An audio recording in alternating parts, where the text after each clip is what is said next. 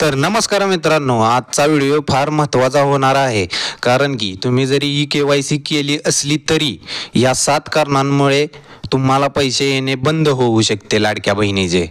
तर ही 7 कारणे आपण आज या व्हिडिओमध्ये पाहणार आहे. तर याच्यातले पहिले कारण असे आहे की आधारमध्ये छेडछाड केलेल्या महिला लाभार्थी, जसे की वय कमी जास्त करणे, नावामध्ये किंवा जन्मतारखेत बदल करणे, अशा प्रकारे जर तुम्ही या आधार कार्डमध्ये छेडछाड करून जर हे पैसे लाडक्या बहिणीचे मिळवत असाल तर हे पैसे तुम्हाला बंद होण्याची शक्यता आहे. तसेच याच्यातले दुसरे कारण असे आहे की तुमच्या घरामध्ये जर 4 चाकी वाहन असेल तर ही सुद्धा तुम्हाला पैसे मिळणे बंद होऊ शकते.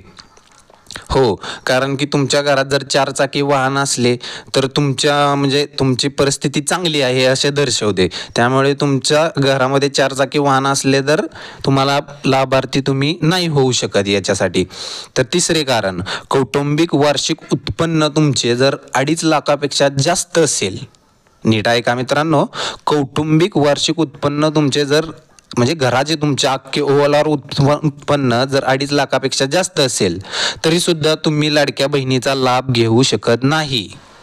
तसेच याच्यातले चौथे कारण असे आहे, एकाच घरामध्ये एकापेक्षा जास्त महिला लाभार्थी लाभ घेत आहेत असे लाभार्थींचा पण हप्ता येणे बंद होऊ शकते.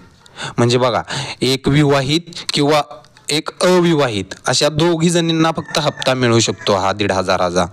म्हणजे तुमच्या घरात जर एक स्त्री विवाहित असेल आणि एक अविवाहित असेल तर ह्या दोघींना मिळू शकतो, पण दोघी विवाहित महिलांना हा लाभ भेटू शकत नाही.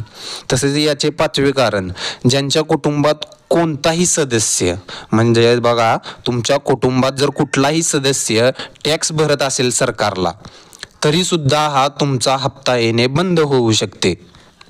तसेच 6वे कारण, घरामध्ये कोणी सरकारी कर्मचारी नसला पाहिजे. बघा, जर तुमच्या घरात जर कोणी सरकारी कर्मचारी असेल तरी सुद्धा हा तुम्हाला लाभ घेण्यापासून कारण वंचित करू शकते. तसेच 7वे कारण, लाडकी बहीण योजनेचा लाभ घेत असून अतिरिक्त योजनेच्या मानधनाचा लाभ घेतल्यास, म्हणजे बघा जर तुम्ही लाडक्या बहीण योजनेचा पण लाभ घेताय आणि अतिरिक्त अनेक योजनेचा बी लाभ मानधनाचा घेताय तर तुम्हाला लाडक्या बहिणीचा हप्ता बंद होऊ शकतो. अशी ही 7 महत्त्वाची कारणे आहेत.